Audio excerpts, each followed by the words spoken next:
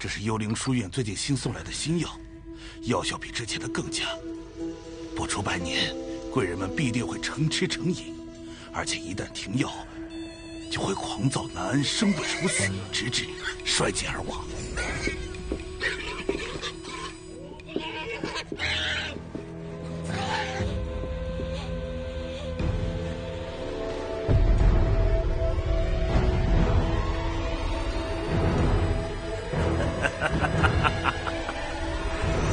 很好，但只是这样还不够啊！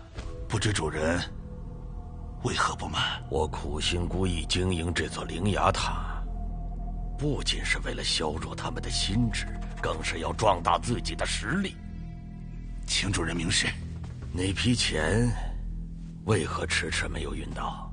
究竟是你松懈了，还是管不住下面的人？属下办事不力，请主人责罚。你也不必如此，下面的人不听话，换了便是，没什么大不了的。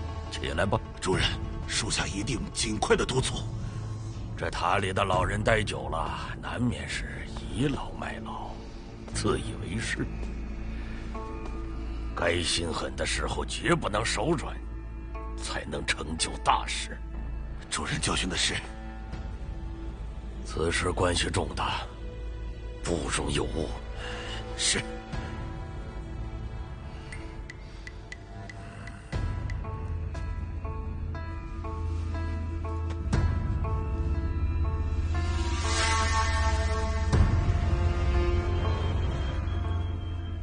之前听你说过，那人被你在脖颈处划伤，险些送命。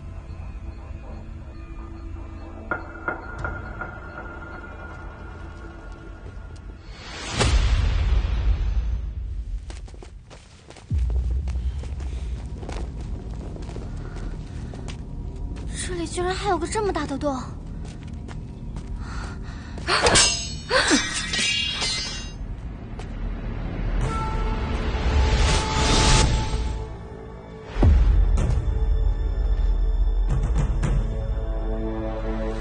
行，大晚上的还有会客呀？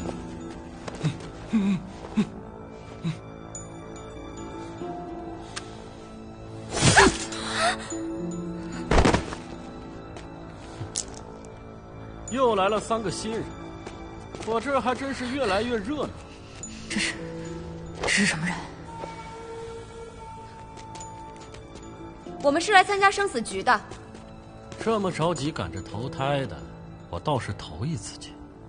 我就喜欢你们这些不知天高地厚的家伙。不过今天时间不早了，想参加生死局，等明天吧。你先告诉我，这层的生死局是什么？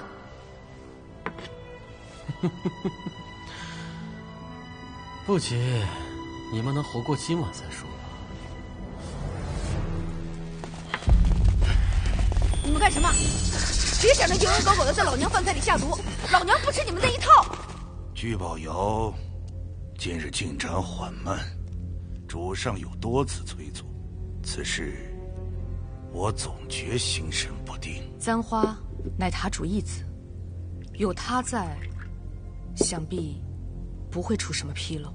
他，我倒不担心，只是若塔主不放心，无咎，愿代为效劳。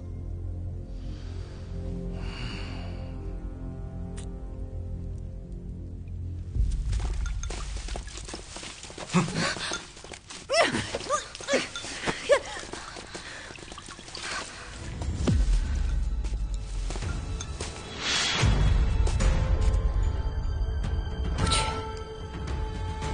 怎么突然这么多人？这里怎么这么奇怪啊？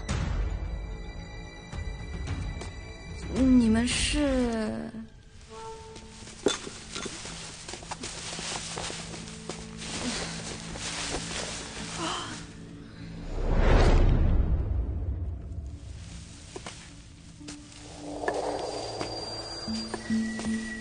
这个箭射满了，可在我那边将就一晚。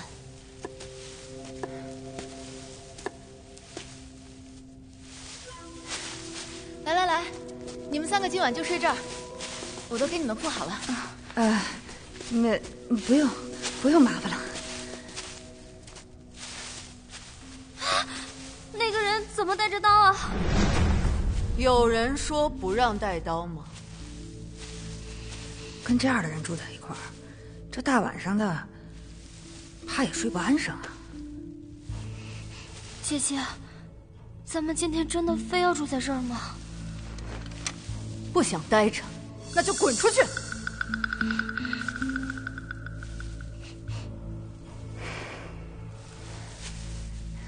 图雅姑娘，他们3个今天刚到这一层，还不懂规矩，你就别和他们一般见识。哼。来，哦对了，你教我扣碗就行啊。啊，扣碗，没事，我们自己来吧。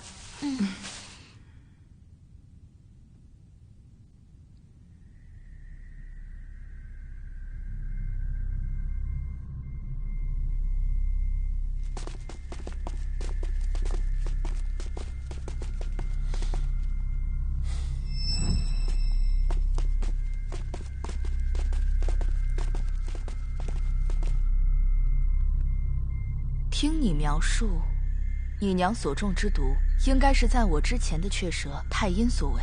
这个雀蛇太阴，现如今在何处？雀蛇太阴在我之前，一直与此位塔主炼药，只有塔主见过他的真身。后来因为立下大功，也被升至上层。这么说，他现在是第3层的雀蛇。如果说那个簪花男就是雀蛇太阴，我最好还是先搞清楚这里的情况。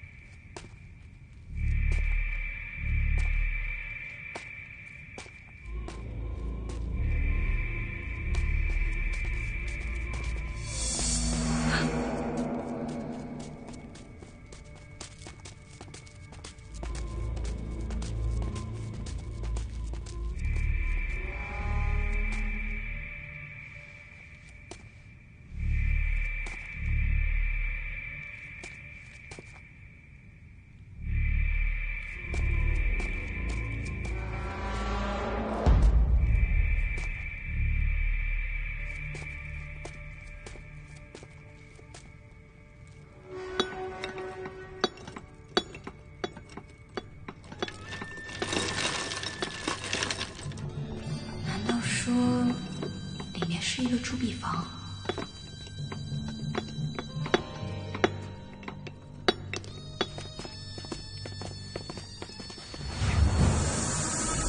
谁？出来！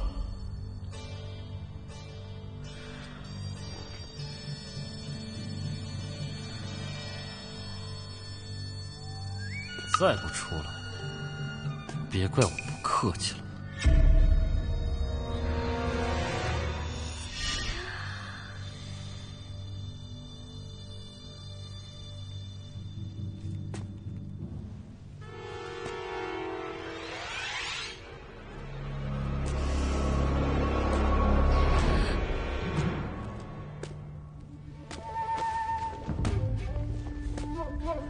窗无救，你不在底层待着，鬼鬼祟祟来我这里，是又在打什么坏主意？塔主不满交臂的进度，所以命我前来聚宝窑查看情况。你放心回去禀告塔主，我们会如期完成任务的。那就好。张无咎，你看完就赶紧走，我这里不欢迎你。你我并无仇怨，又何必如此？我知道你来这里干嘛，你放心，有我在，你休想靠近他半步。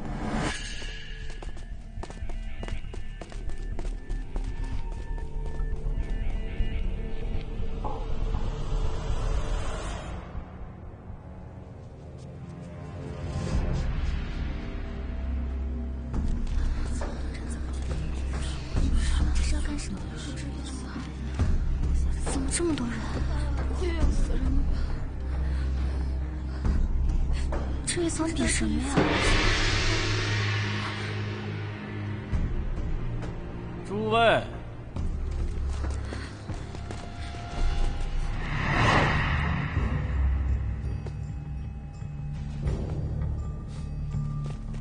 这轮生死局叫做金窟猜谜。金窟猜谜，你听我干什么？谁知道呢？很简单，你们2人分成一组，随机分配，投骰子论输赢。游戏一共3轮，连赢3轮者，不仅可以离开第3层，而且这里的黄金，你们想拿走多少都可以。怎么都是金子呀？不对劲，肯定有诈。可是小心点好。我不参加，这辈子最烦赌博了。这可是生死局，你不参加的话，不参加又能怎样？来，给他开开眼。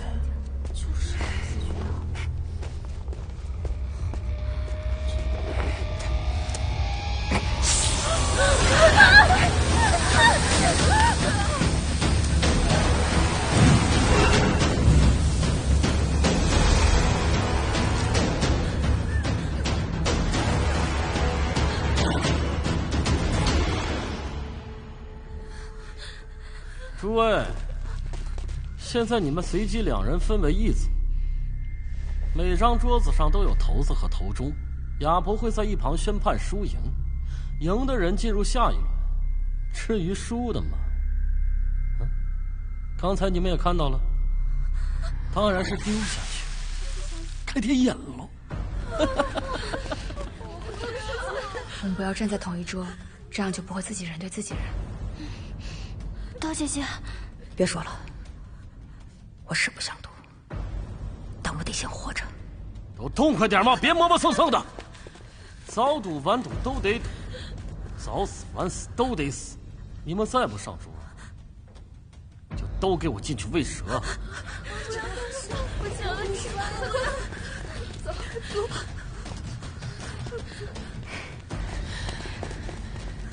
这个真就是纯看运气比大小吗？我不觉得，越是简单的游戏，越不可以掉以轻心。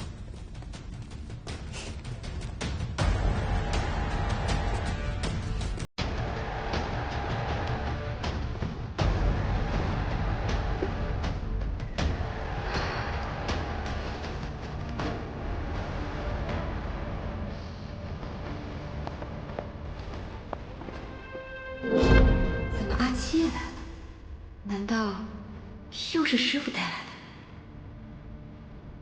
都准备好了吗？金窟猜谜，第1轮，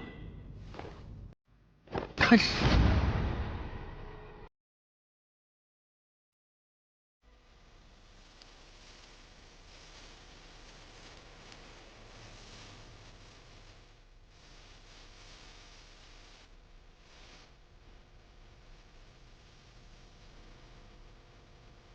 这段日子辛苦你了。不苦。若是没有师傅，我也不知道如何能坚持下去。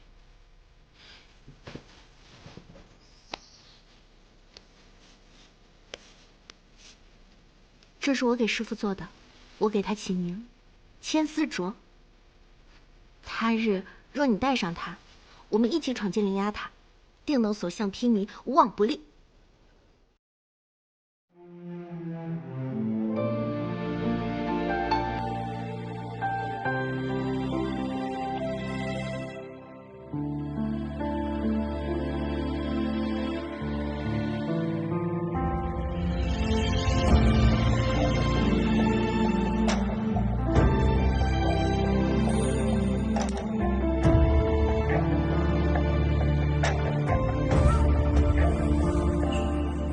困兽犹斗，彼此对望，在废墟之中拼凑人心，无声泪水淹没希望，求救声在喉咙里生锈，仇恨肆虐吞噬着大地，野心化作锋利的刀，卸下恐惧炼成权杖，莫让崎岖穷途末路。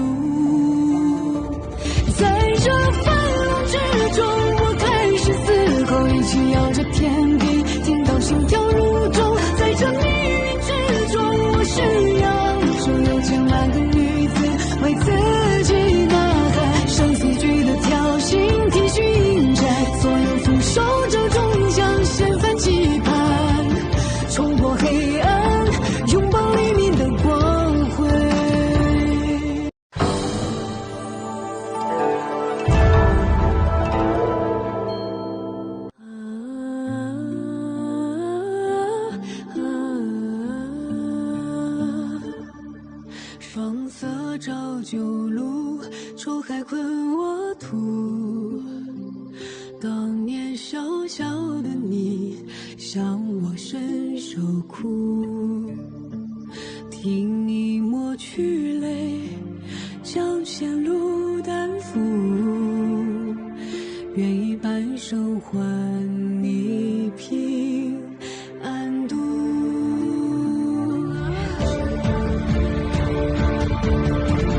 此生足矣，此生足矣，是人人真中的欢唱。只愿来世仍为师徒，用力相互，再携手走完未尽的路。谁言两人灵犀，风替他们寄去勇敢的意义。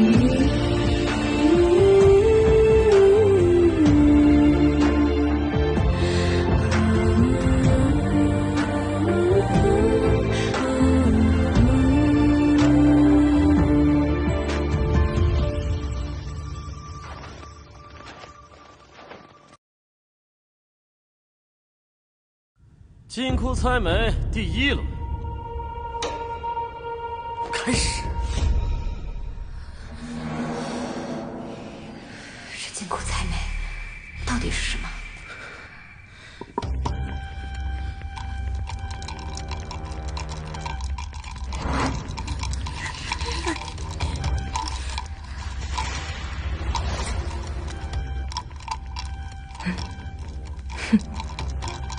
难道能听音辨同？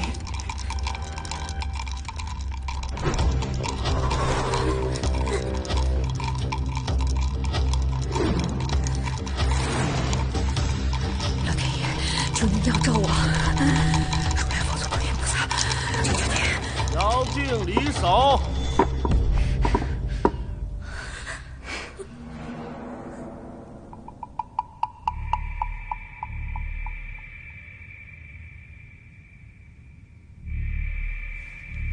开。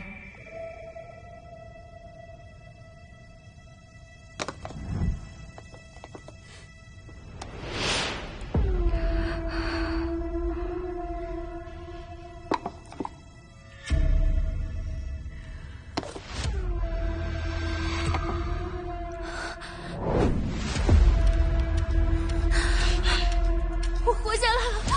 我活下来了！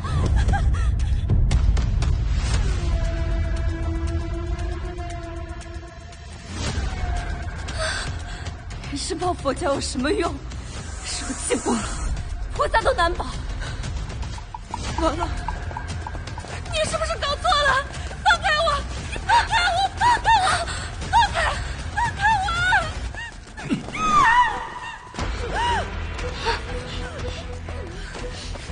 别过来！你们别过来！别过来！要不我快去了！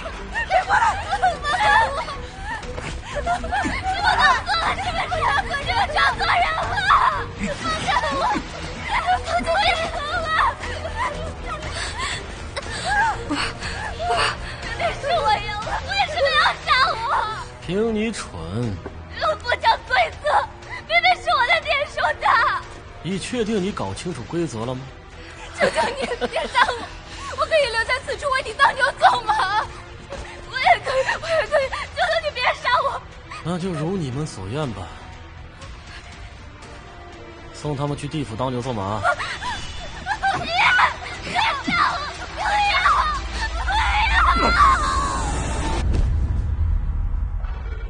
还愣着干什么？开始啊！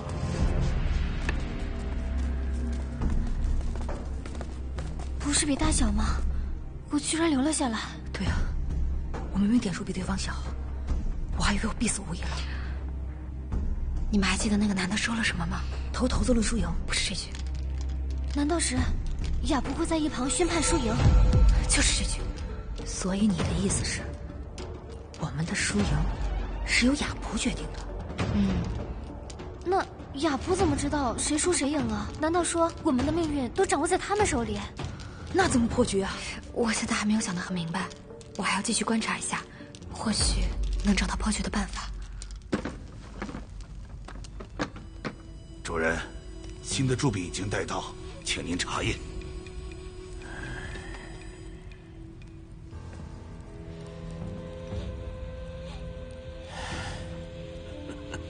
办得好！有了这些，用不了多久，天下就是我们灵牙塔的。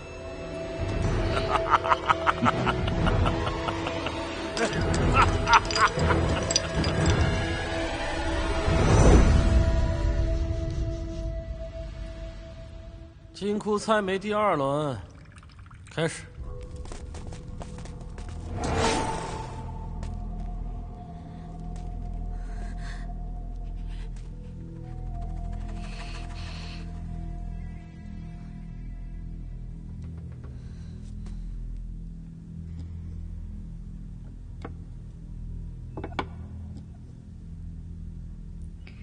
令牌两面的花纹不一样。来吧。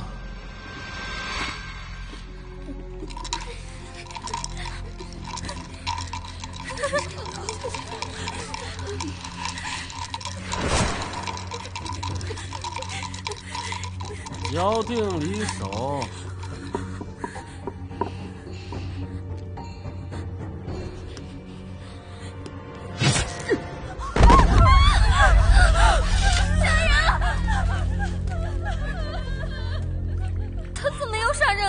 规则不是说得很清楚了吗？只有一个人能胜出，那么只要他把对手解决掉，不管结局怎么样，他都能活下去。看来这里没有任何规则可言，为了赢，什么事儿都做得出。还好没有跟他抽到一组。这女人到底什么来历啊？我听说，她是赤莲族百夫长，她手里死过的人，可能比这里死过的人还要多。还继不继续了啊？开始啊！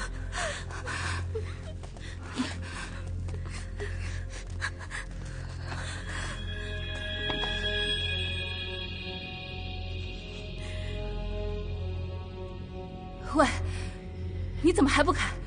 在想什么呢？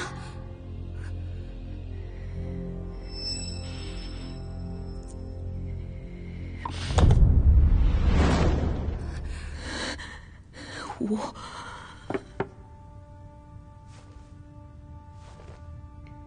光面是大，那另一面就是小。刀娘那边比的是小。这是我的头子，还我！我赢了！我的头子，我的头子！那边比的是小。我赢了！看来你们之中已经有人摸清楚游戏规则。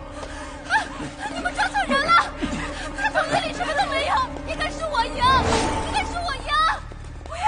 我的帽子！你们抓错人了！我的帽子！放开我！放开我！帽子！我的帽子！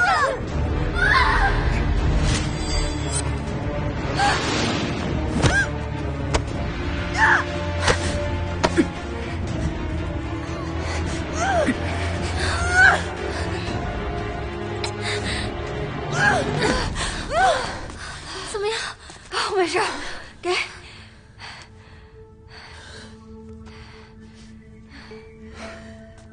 谢谢你。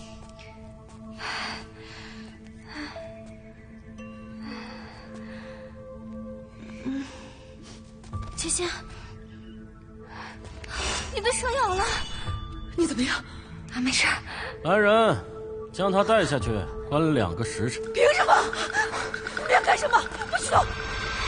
凭他搅乱秩序，理应受罚。你若是再敢阻拦，小心我把你也丢进蛇洞。娘娘，没事的，放心。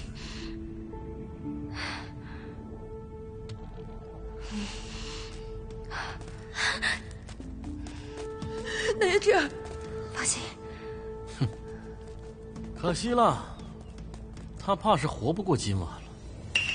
什么意思啊？刀姐姐，什么意思？现在怎么办？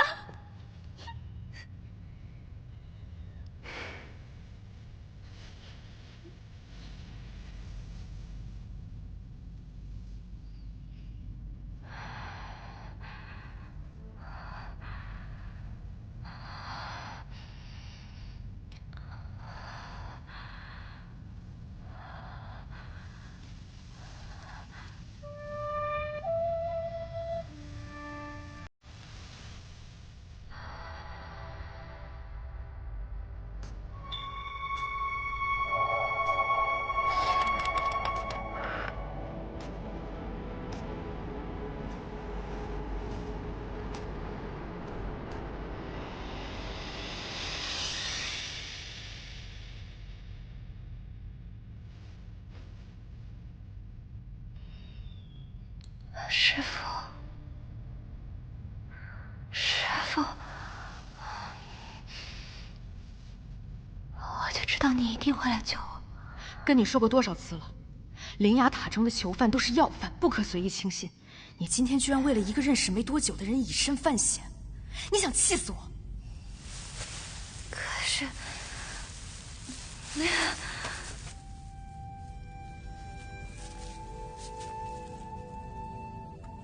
你也说过，进了灵牙塔就是九死一生。既然如此，我就需要一些真正的朋友。所以你就蠢到用自己的命去换取朋友？你知道那下面的蛇有多厉害吗？还好我在，不然你今天连这儿都出不去了。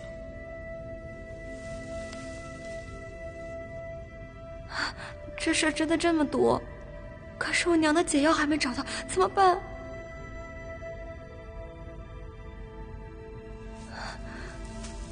不过你也不用担心，蛇毒并不致命，只会让人昏迷，如假死一般。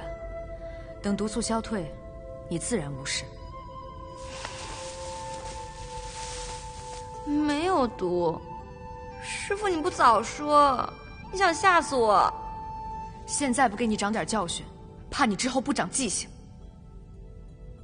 我也不能一直看着你，我还有重要的事要做。对啊，如果那些被扔进外蛇坑的人没有死的话，他们去哪儿了呢？走！哎，大娘，你要干什么？带你到周灵亚塔，去外面找解药，给你治病。走！大娘，你听我说，你听我说。哎，你现在杀出去，我这蛇毒都还没有解就该死了。那怎么办？哪有解毒的？哪有解药？可是姐姐，你这蛇毒毒入心脉，就再难剔除。我现在要是在外面的话，我肯定有法子治你。这里面什么都没有，你这蛇毒，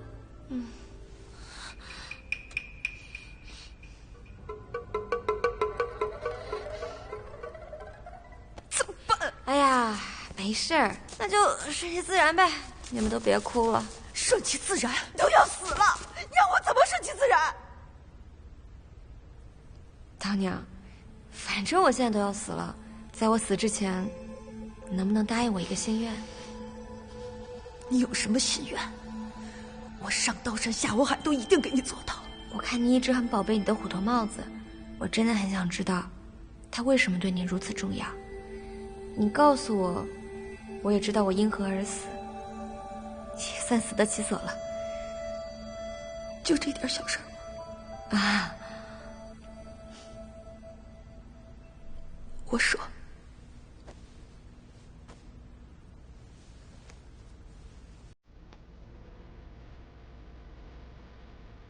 这个帽子呀，是我亲手给我孩子缝的。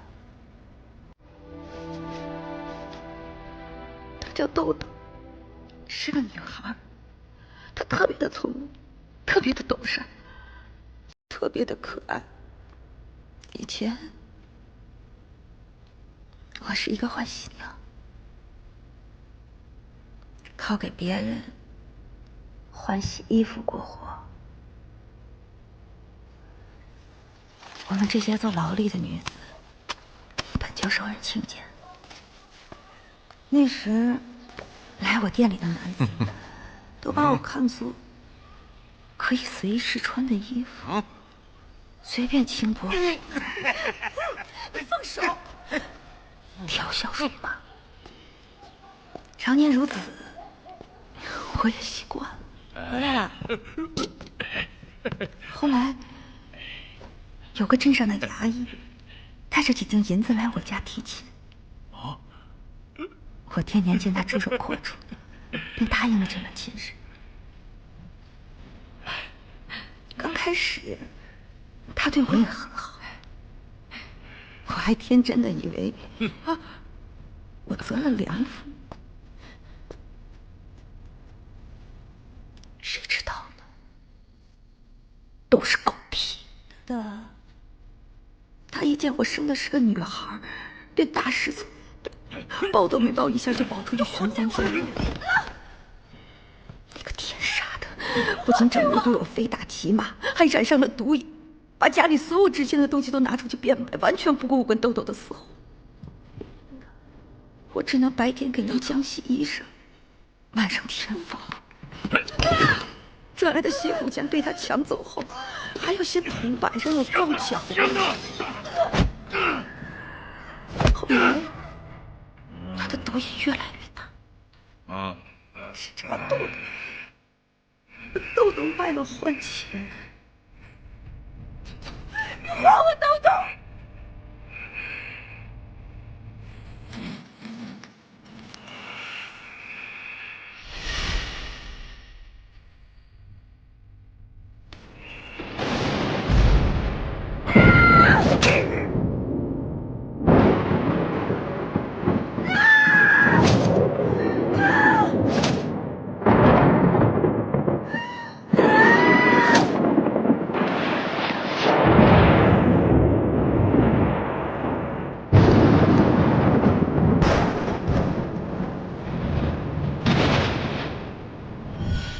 所以你才如此厌恶赌博之事。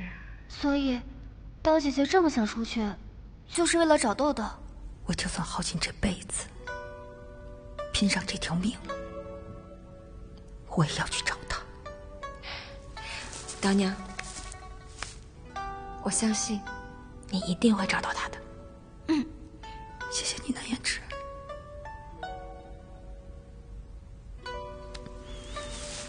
对不起，你都是为了帮我，还救了我这么多次，让你差点没了命。其实我已经没事了，这蛇毒不死我。怎么可能？你什么意思啊？我没事了，你看，好了。你确定你没事了？你确定你不会死？不信你问阿蛮。是真的，姐姐的伤口已经在愈合了，现在已经并无大碍了。你骗我！你吓死我了！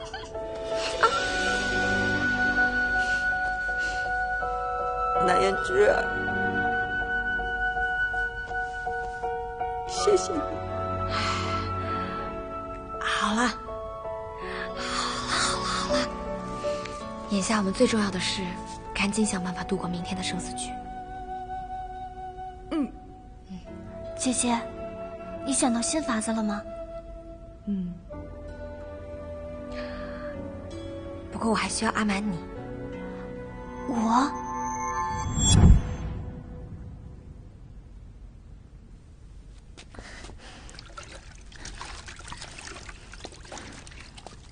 我们那边茅草不多了，我想向你这边取点茅草。啊，行，谢谢。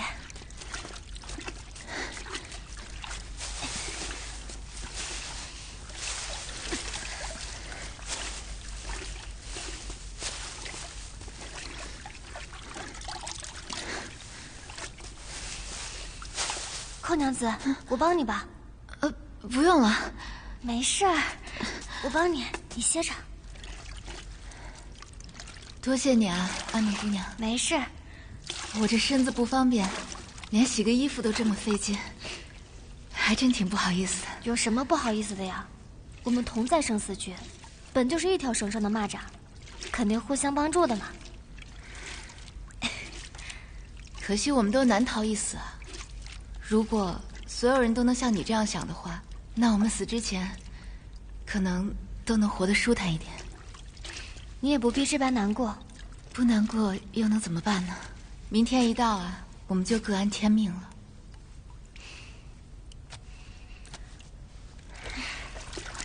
寇娘子，实不相瞒，这生死局有必赢的法子。当真？其实是这样的。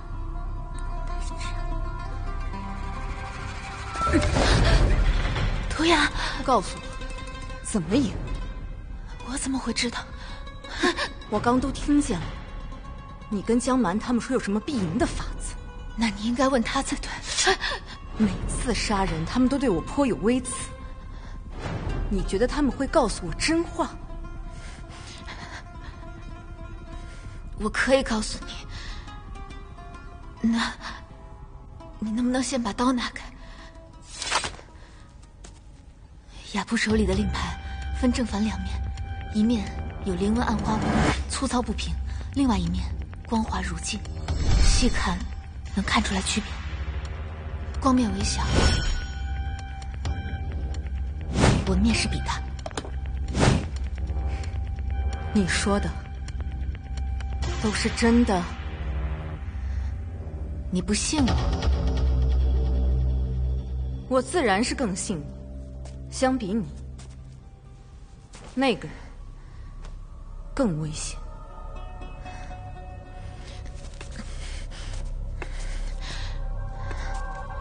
你是说那个江蛮？你们不知道他的过去，但我见过他的残忍。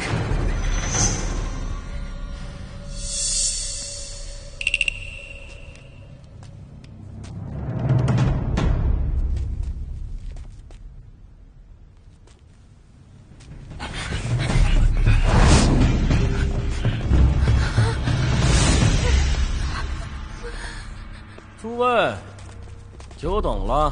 本场生死局最后一轮马上就要开始了。且慢，这第3轮若还是2两一组，未免太无趣了些。哦，那你想怎样？不如我们和你们各派一位代表，若是赢了，在场所有女囚都去第4层。那你要是输了呢？若是输了，自然我和所有人都留下来，任凭处置。这个赌注有意思。不过什么呀？我又没问你。此等大事，岂是你能做主的？笑话！要是我都做不了主，那谁能做主呢？自然是寇娘子了。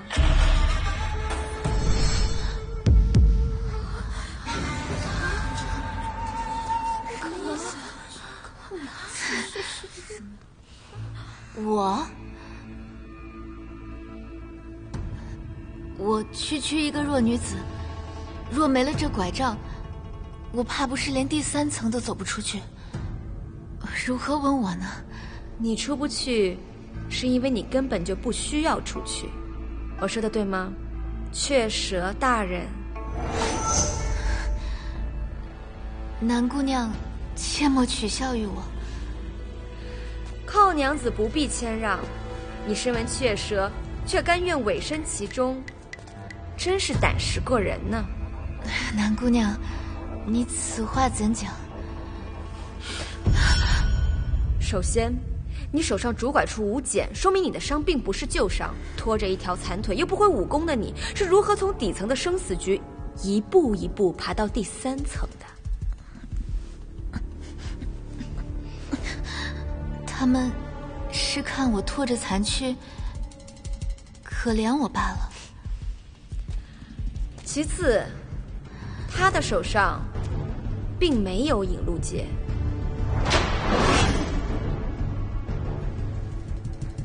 再者，昨晚江蛮去你房间，故意透露生死局破局的消息给你。我说过，令牌上有暗纹，却没说过是灵纹暗花纹。但你告诉涂雅时，却说了出来。我有说过是灵纹暗花纹吗？怕不是涂雅姑娘你记错了吧？我没有记错，而且你告诉我的答案是相反的，根本没想让我活着离开这里吧？在我们部族，如此不守信用是要被当众处死的。你把我说的都告诉他了。你们什么时候走得这么近了？我们虽然认识的时间不长，但我们都一样想要活下去。说吧，什么事？我想告诉你，我们身边有这儿的内应。谁我还不是很清楚，但我可以把他揪出来。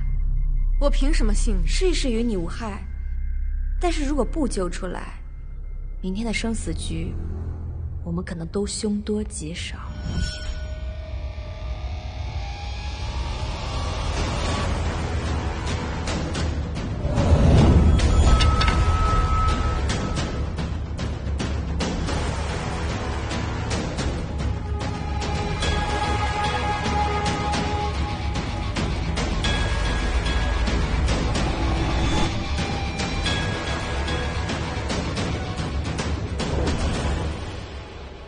南姑娘甚是聪慧。范娘，要不咱们直接不谈？难得我想与大家玩一玩这猜谜，没成想啊，自己先被猜出来了。雀蛇大人好兴致，竟然自己下场参与生死局。不知若是输了，你也会跳蛇洞吗？来人！且慢。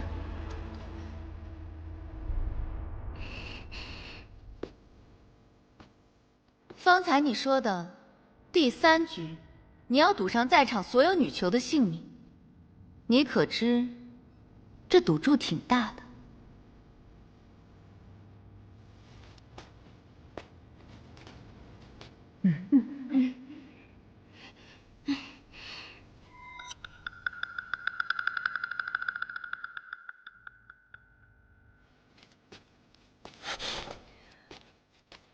我们就想赌一把。好，那你说说看，这第3局你想怎么玩？我们每人一个骰子，落定后盲猜对方点数，猜中者为赢，一局定胜负，如何？好，就依你。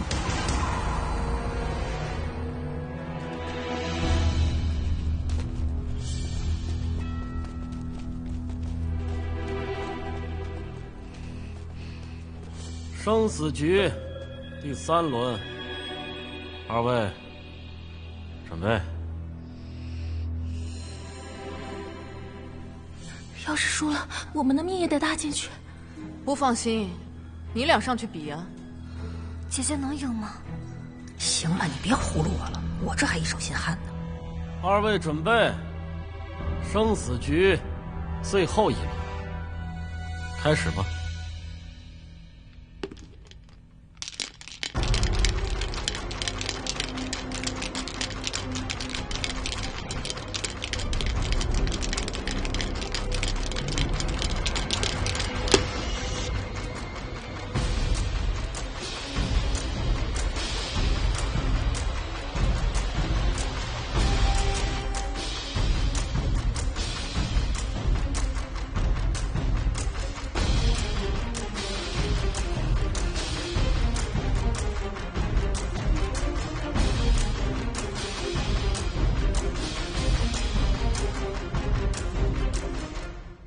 如果计划最后能够顺利进行，我希望你可以用听音变头帮我。我为什么要帮你？你也想离开这里不是吗？单凭个人，我想我们都很难赢过雀舍，只有一起合作，才有赢的机会。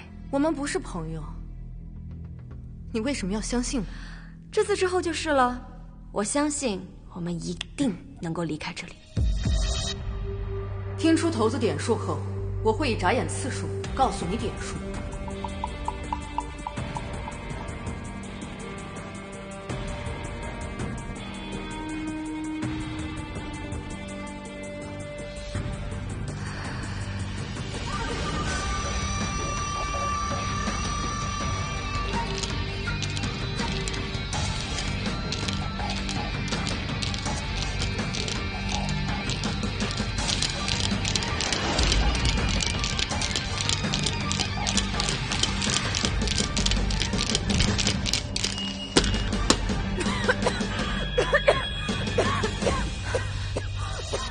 不好意思，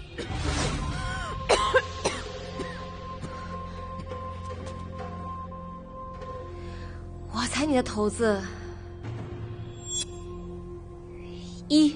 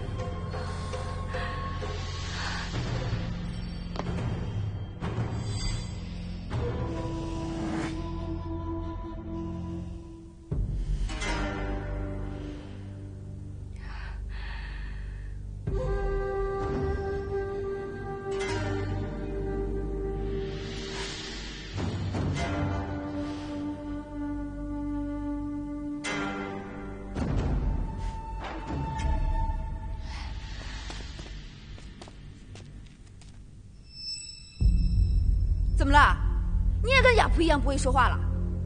人家都已经主动弃权了，你怎么还不公布结果？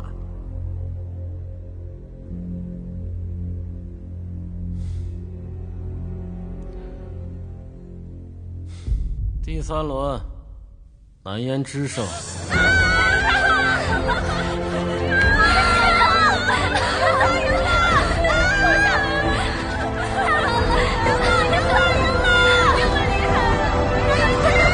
阿夏，怎么？你们想出尔反尔？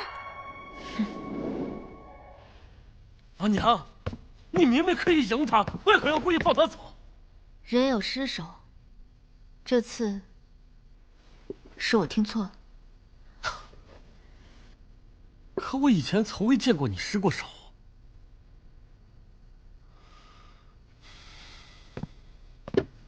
难不成此事又与那庄无咎有关？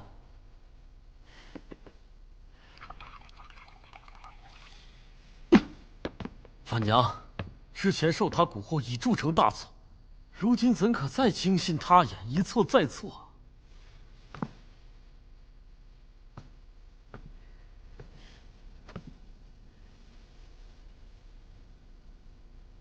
切莫坏了这生死局的规矩。可是你有没有想过，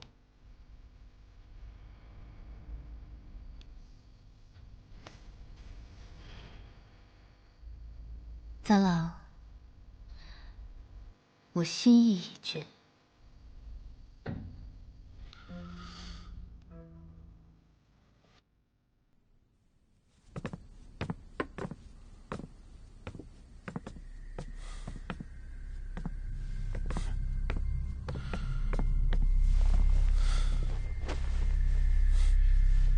没想到堂堂雀蛇大人，竟然会言而无信。让你带走所有人那是不可能的，不过，我们可以给你一些金子，让你能够舒舒服服的去到第4层。我必须带他们离开。你别不知好歹！三郎，你先出去，我单独和他讲。阿娘，我叫你出去。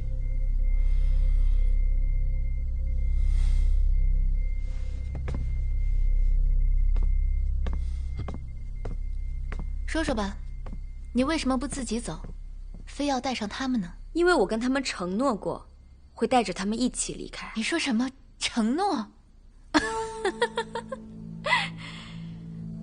你该不会真信那个东西吧？为何不信？趁时候还早呢，不如我给你讲个故事吧。10年前啊，月下房有一名秦伎冠绝京城的名妓，巧了，也叫寇娘子。谢某一生所求，不过是能与你日日这般琴瑟和鸣，朝暮与共。长乐未央，长无相忘。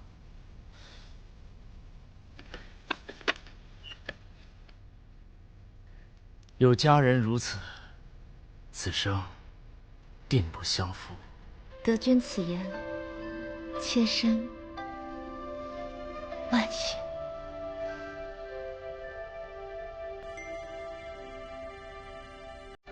寇娘子，谢官人被官府带走了。发生了什么事啊？听说是参与了徐王爷的谋逆之事。徐王一事牵扯甚广，得把他救出来才是。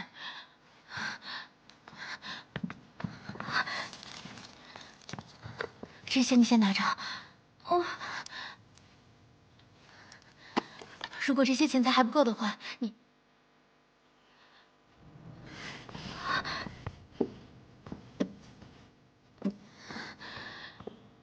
你就把这把琵琶当了吧。寇娘子，这把紫檀琵琶是您最宝贝的东西，没了它您用什么呢？现在管不了这么多了。快去！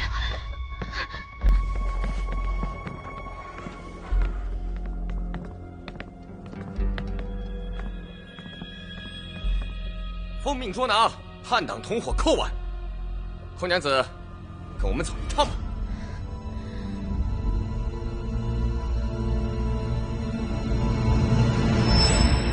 寇娘子，我劝你还是早日在谢群的供罪书上签字画押。谢公子谦虚有礼，品德端正，是绝不可能做这些伤天害理的事情的。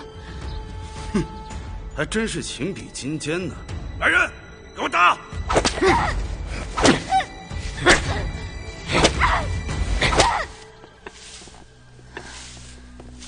半年之后，虚王一事平定，寇娘子被放了出来。但是她饱受酷刑折磨，已满身伤痕，落下病躯。干嘛你？下去！我说哪儿来的乞丐呀？知道这是哪儿吗？就敢往里闯？我来找谢权，谢官人。我们家谢大官人已经入赘公主府了，不住这儿。我说你一个臭乞丐，也不撒泡尿照照，这驸马爷也是你能求见的？什么时候入赘的？赶紧滚！哎呀，吵吵什么呀？吵吵什么？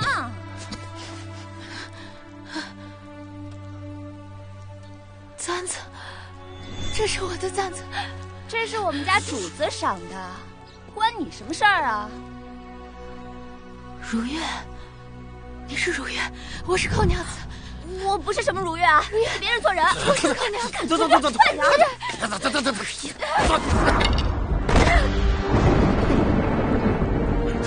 站不开呀！哎呀，快走，别多管闲事。谢权为了从虚王一事中脱身，最终选择入赘公主府，而寇娘子那些积蓄也被自己的丫鬟骗了去。可怜她入狱这半年，竟一直傻傻信守着那些所谓的承诺。你会不会觉得呀，这个寇娘子啊，是世界上最傻的女人呀？那我想知道，那个负心汉，还有那个薄情的丫鬟后来怎么样了？哦，有一年的正月15啊，有人在城里的各个角落里看到了谢驸马，还有如月断掉的胳膊、腿，还有头颅。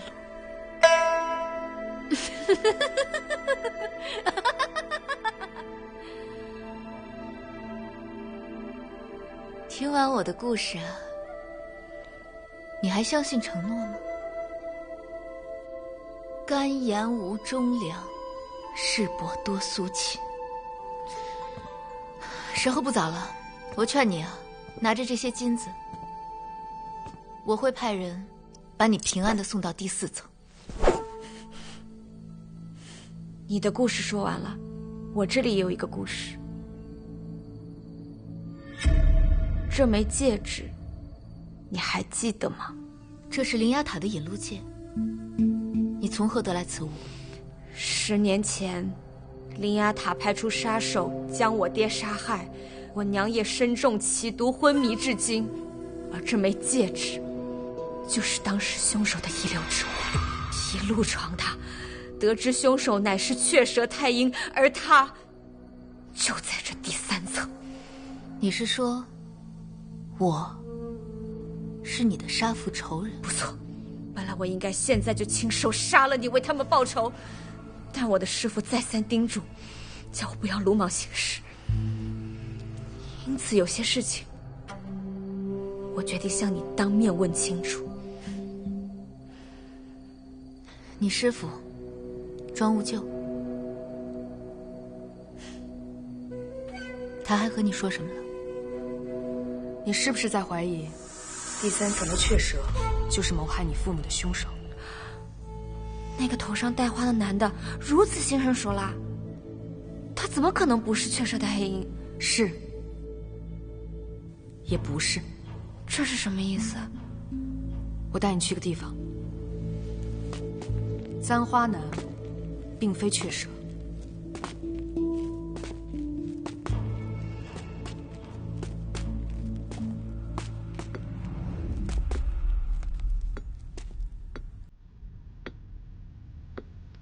我来过这里，这不就是农业女囚铸币的地方吗？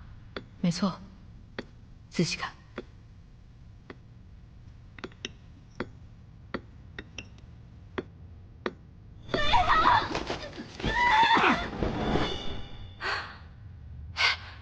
那个不是蔡明的女囚，她还活着。雀蛇奉塔主之命，在此熔铸新币，炼金需要开凿山洞。后来他发现，利用复杂多变的山洞结构，可以将女囚藏匿其中，难被发现，所以他便开始帮助这些女囚假死，瞒天过海。可即便如今他良心发现，他也不能证明他并非杀害我爹娘的凶手。整个3层，有此能力者，除了雀蛇，更无他人了。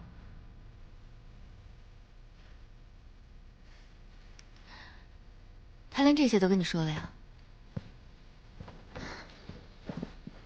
我知道，你是救了很多人，但若是面对仇人，我也绝不会心慈手软。你想要的答案，我现在就可以告诉你。我并非雀蛇太阴，而这枚戒指也不是我的东西。凡灵牙塔雀蛇引路戒，皆以左手无名指的尺寸为准。这枚戒指的大小，看到了吗？说明戒指主人的手指比我纤细得多。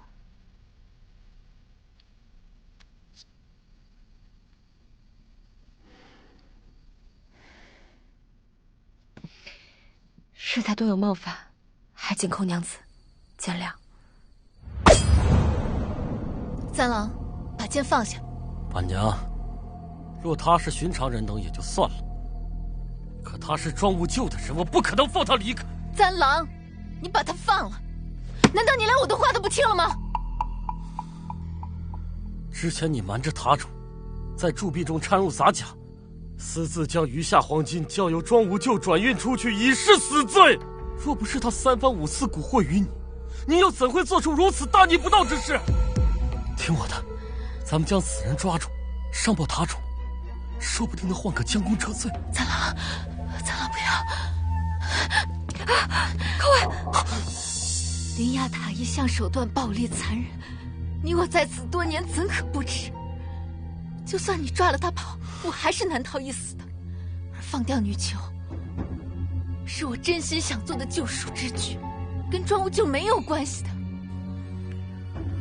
我就算死，我也不可能做一个背信弃义的人。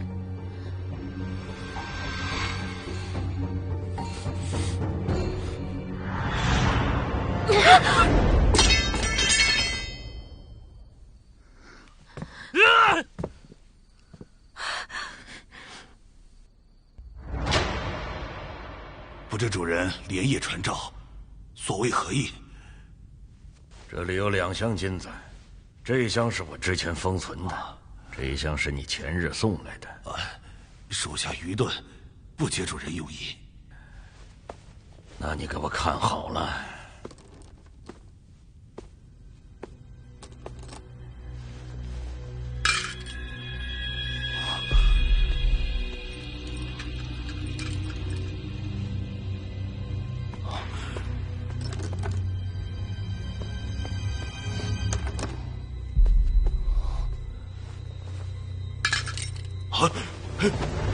属下监管不力，罪该万死。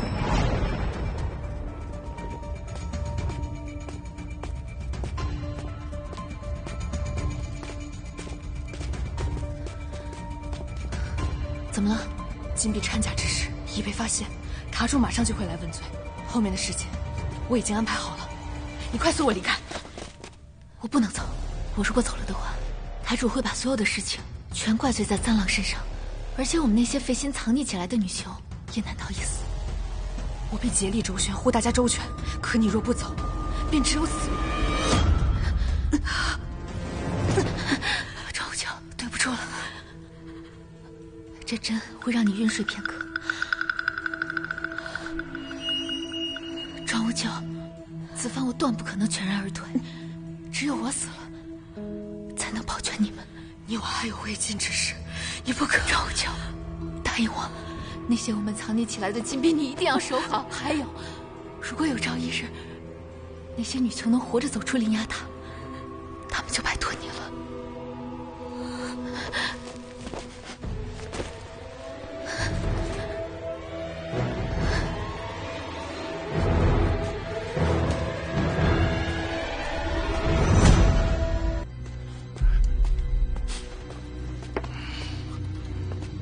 恭迎塔主大人。三花，叩见塔主。塔主，你这是为何？你还有脸问我？我让你替我看住寇婉，没想到你反受他的蛊惑，居然与他一起联起手来骗我。若不是我发现金币掺假，你还准备骗我到何时？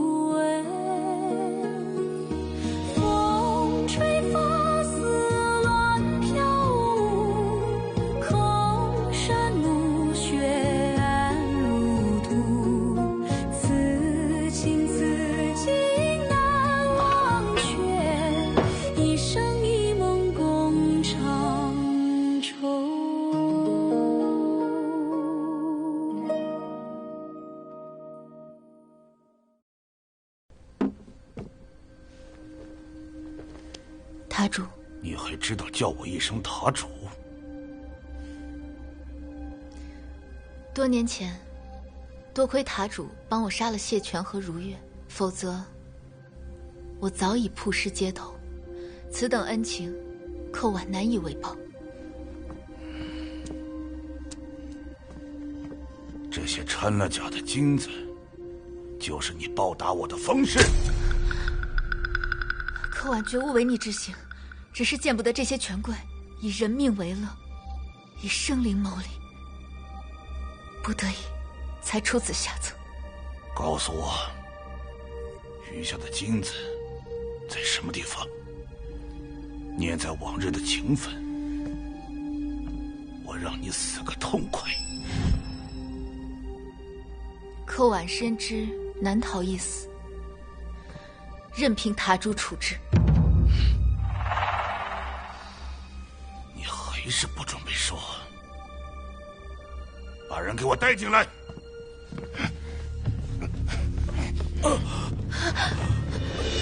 塔主，此事与他无关，全是寇婉一人所为，还请塔主不要滥杀无辜。再问你一次，我的金子呢？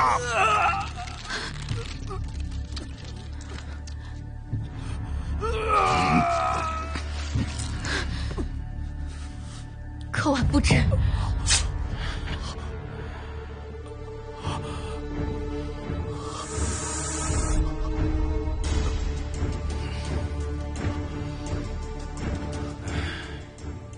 既然如此，我给你最后一个机会，杀了他，我就对你从轻发落。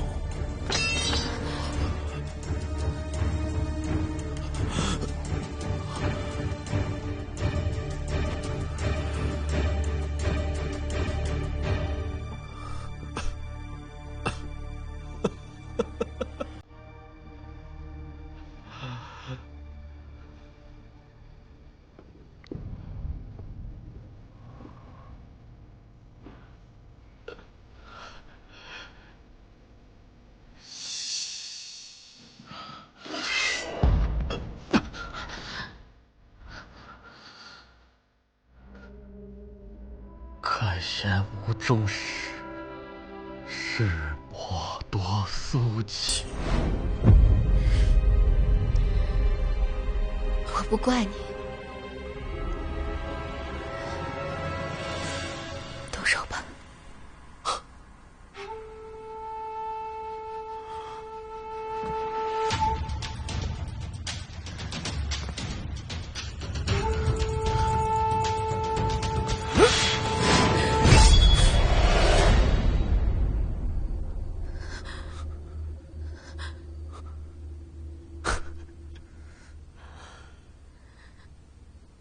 你自己过得那么辛苦，叫我怎么忍心让你一个人离开呢？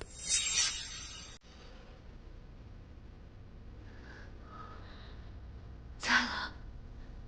我记得你之前说过，若背信弃义，苟且偷生，那与那些阿杂败类有何分别？说是。怎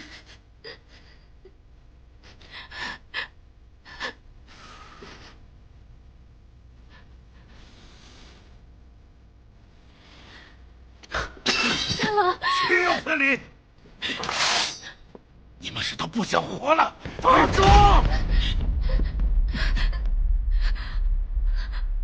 您的养育之恩，在话只能来世再报。你要干什么？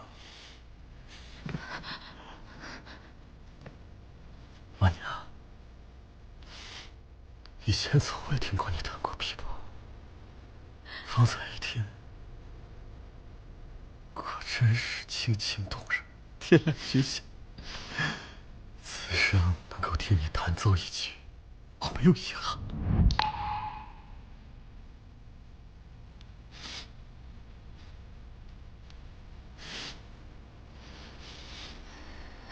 你怎么这么傻呢，咱们？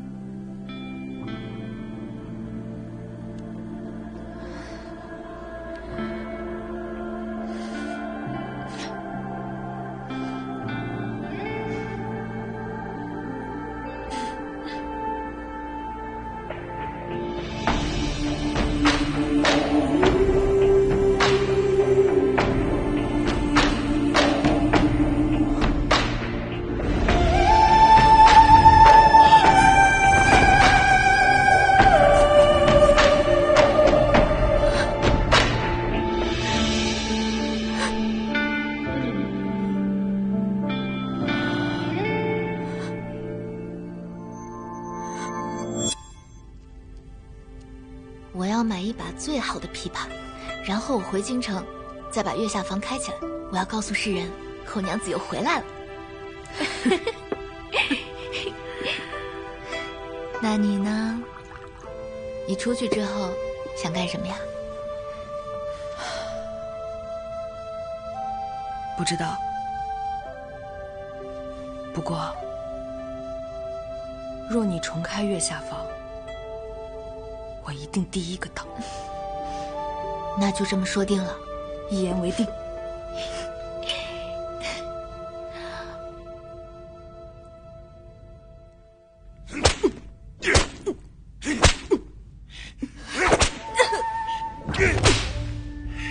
寇安之事，你到底知不知情？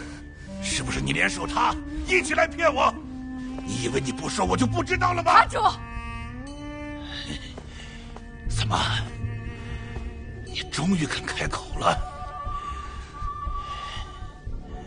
你可知你做的这些事情，究竟是为了什么？你什么意思？灵牙塔的那些权贵，无论他们想要什么乐子，我们都尽力满足。可他们仍旧只把我们当成看门狗，有用时摸摸头，无用时啐两口。你居然说出如此大逆不道之话，你可是该当何罪？无论多么愚蠢暴虐，贵人永远都是贵人，因为他们生而为贵。即使变成痴傻的废物，也仍旧可以踩在我们的头上。而我们，就算做得再好，在他们眼里，也永远不会把我们当人。够了！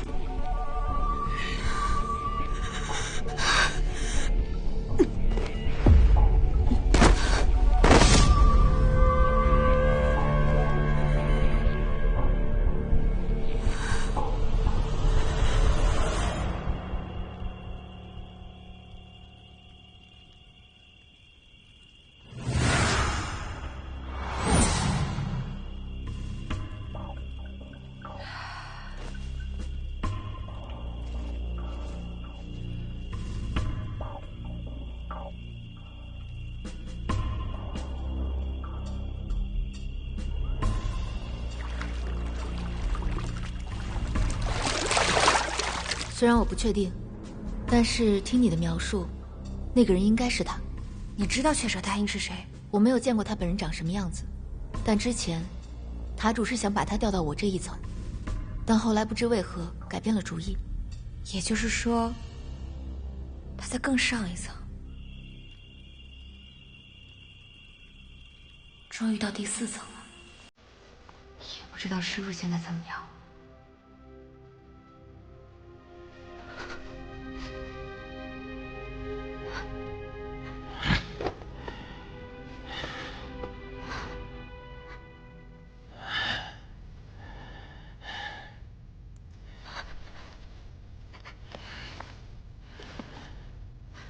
金创耀，你记着，你是灵牙塔主的女儿。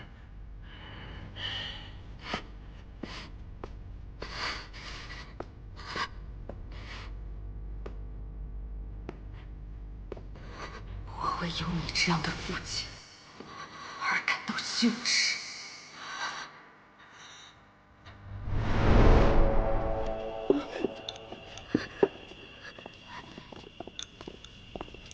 谢谢。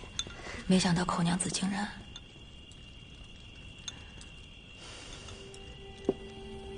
真是好人不长命啊！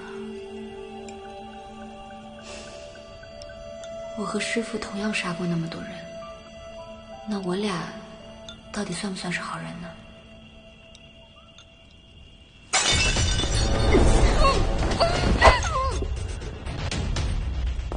对啊，住手！江南，阿曼，你疯了，涂鸦！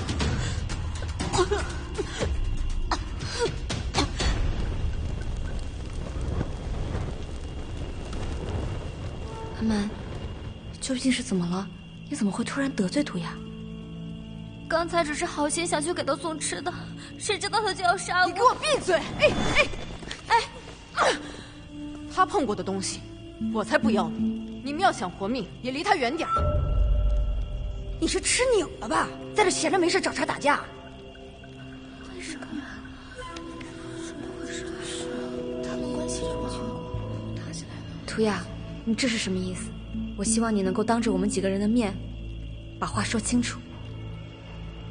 2年前，有人以一己之力毒害了整个江家村，我可不想死于非命。